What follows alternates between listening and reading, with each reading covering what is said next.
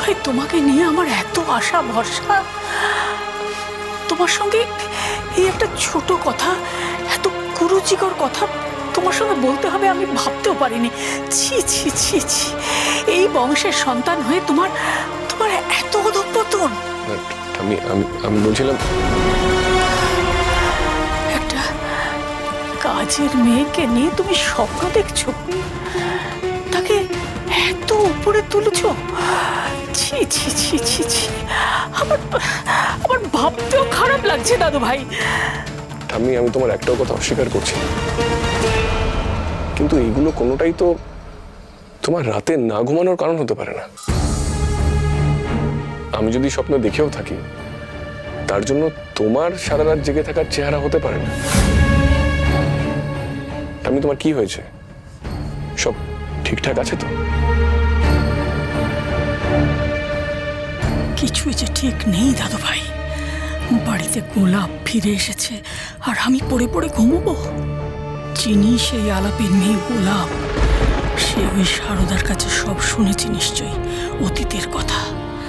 চিনি চাইলে আমার সাজানো সংসার, আমার সুনাম সম্মান সব তছনছ করে দিতে পারে। অনিঘাত কোনো মতলবে এখানে এসেছে, অন্তরাকে গ্রাস করা দিয়ে শুরু হয়েছে। তাকে ঠেকাতে আমার রাতের ঘুম উড়েছে দাদু ভাই। ঠাম্মি, তুমি কি এত ভাবছো বলো তো? এত দুশ্চিন্তা করো না, শরীর খারাপ করবে। শরীরের আর দোষ কি বলো দাদু ভাই? আচ্ছা দাদু ভাই, একটা কথা বলো তো, কাল থেকে এ বাড়িতে যা যা ঘটেছে সেটা এই পরিবারের পক্ষে, এই বংশের পক্ষে খুব সম্মানের? তোমার কি মনে হয়? না মানে ঘটেনি তো? তুমি জানো, কালকে অপালার সামনে আমাদের পরিবারের মাথা হেঁট হয়েছে। অপালার পরিবারের সকলের সামনে আমাকে মাপ চাইতে হয়েছে এই হেমাঙ্গিনী চৌধুরীকে। তারপরেও কি করে আমি শান্তিতে ঘুমোতে পারি বলো তো দাদু ভাই?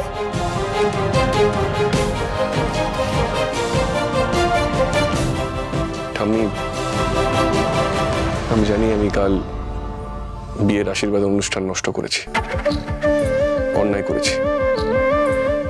আমার জন্য তোমার মাথা হেট হয়েছে, অপমানিত হয়েছে তুমি। আই এম রিয়েলি সরি ঠাম্মি।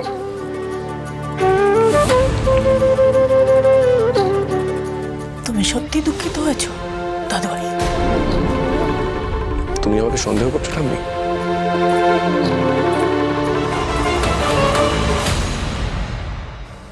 বেশ তো,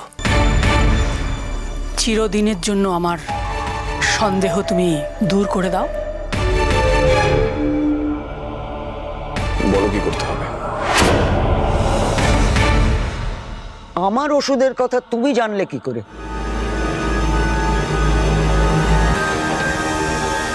না না বড় মা, আমি কিচ্ছুটি বলিনি, আপনি জিজ্ঞেস করুন ওকে। এই মেয়ে, আমি তোমায় কিছু বলেছি? তাহলে অন্তরা, তুমি নিশ্চয়ই বলেছো চিনিকে। না না না না মণিমা, আপনার ওষুধ নিয়ে তো আমার সঙ্গে চিনির কোনো কথাই হয়নি। না বড় মা, মাসিমণি আমাকে কিচ্ছু বলেনি, আমি নিজেই জেনেছি। এই মেয়ে, তোমার মতলবটা কি বলো তো? এসব জানার দরকার কি তোমার? পিসি ম্যাডাম, আমি যাদের সেবা করতেই বাড়িতে আছি, তাদের ভালো মন্দ সবকিছু না জানলে কি করে চলবে বলুন? কাজে ভুল হয়ে যাবে না। এই যে যেরকম বড় মা সকাল 7টার আগে চা খাওয়া নিষেধ, আমি কিন্তু ঠিক সময় মতনই বড় মাকে চাটা এনে দিয়েছি। না হলে তো ওনারই ক্ষতি হবে পিসি ম্যাডাম। তোমার এসব কে বলেছে? ছোট মালিক।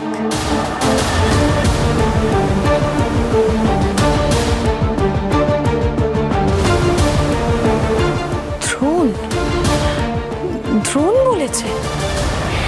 হ্যাঁ গো মাসিমণি, কাল যখন উনি খাচ্ছিলেন আমি ওনার কাছ থেকে সব জেনে নিয়েছি। কে কখন কি ওষুধ খায়, কার ওষুধের কি নিয়ম, সব আমি সব জেনে নিয়েছি।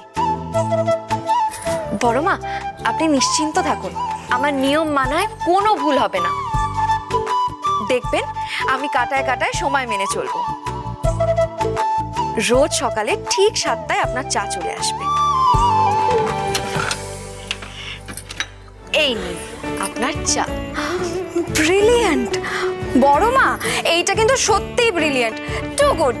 হ্যাঁ তাই তো, চিনি তো দারুণ বুদ্ধি করে কাজ করে।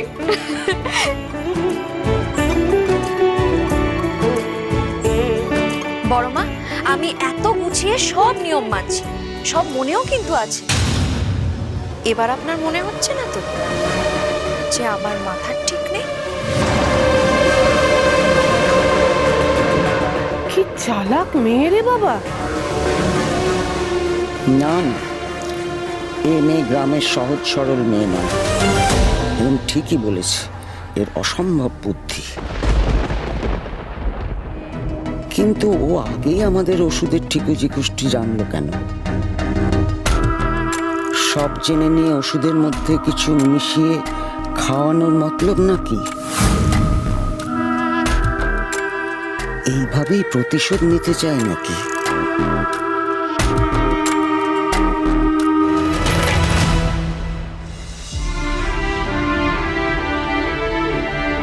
বড় মা, বড় মা, আপনি কিচ্ছু চিন্তা করবেন না।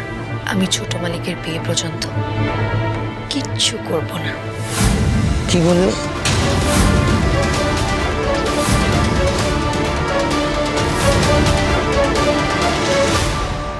দাদু ভাই, তুমি যদি চাও আমি সুস্থ থাকি, শান্তিতে থাকি, এই বয়সে আমার ঘুম উড়ে না যাক, তাহলে আমাকে ছুঁয়ে কথা দাও। কথা তো আমি দিয়ে দিয়েছি ঠাম্মি। না, নতুন করে কথা দাও। এখন থেকে আমি যা যা বলবো শুধুমাত্র তুমি সেটাই করবে। ঠাম্মি তাই তো করি। চিনি তোমার রোগী, তাই তাকে ডাক্তার দেখাতে নিয়ে যাচ্ছ, এই ছুতোয় তুমি কালকে বেরিয়ে গেছিলে, আমার কথা মানোনি।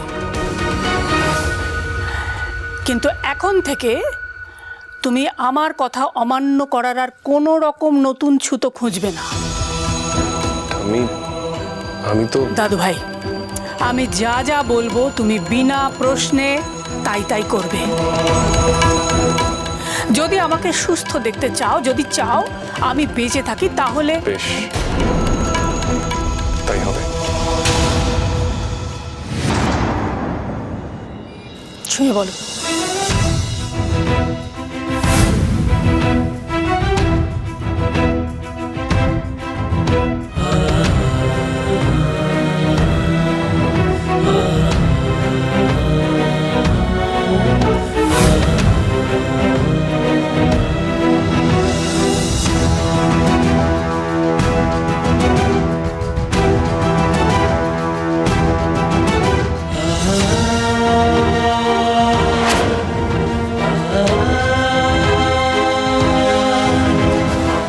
দিলাম কথা। বেশ, তাহলে এবার তোমাকে বলি তোমাকে কি কি করতে হবে। চিনির সঙ্গে তুমি আজ থেকে, এই মুহূর্ত থেকে কোনো রকম যোগাযোগ রাখবে না, কথাও বলবে না, এমনকি তাকাবেও না। শুধু তাই নয়, চিনি যদি কোনো রকম বিপদে পড়ে তুমি তাহলে তার পাশে দাঁড়াবে না।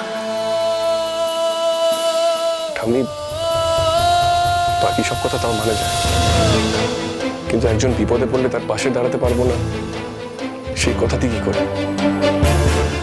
আর ঠাম্মি, তুমি তো জানো, শুধু চিনিই নয়, একজন মানুষ বিপদে পড়লে তার পাশে দাঁড়ানো উচিত। এটাই একজন মানুষের কাজ। এত উচিত অনুচিত কে মানে বলো তো? কে মানে এত উচিত অনুচিত? এই যে তোমার মা একটা রাঁধুনির সঙ্গে তোমার বিয়ে দিতে চাইছে, সেটা কি উচিত? তুমি এই চৌধুরী বংশের একমাত্র উত্তরাধিকারী, তোমার বউ হবে একটা রাঁধুনি, সেটা কি উচিত ভাবনা?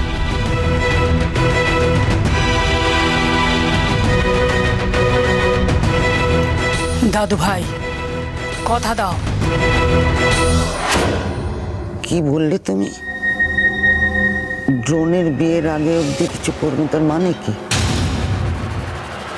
মণিমা, মেয়েটা ফিসফিস করে কি বলছে গো তোমার? কিছু না। আমি কেবল বলছি আমি আর কোনো ভুল করব না। ড্রোনের বিয়ের কথা কি বলছিলে? ও সেটা, আরে আমি তো এটাই বলছিলাম যে ছোট মালিকের বিয়েটা যাতে ভালোই ভালোই হয়ে যায়। আমি তো তাই চাই, যেমন সবাই চায়,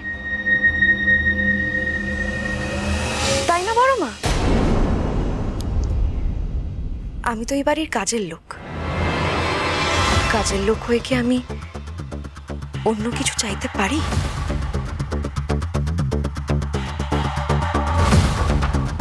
চিনি মণিমাকে কি বলছে আবার?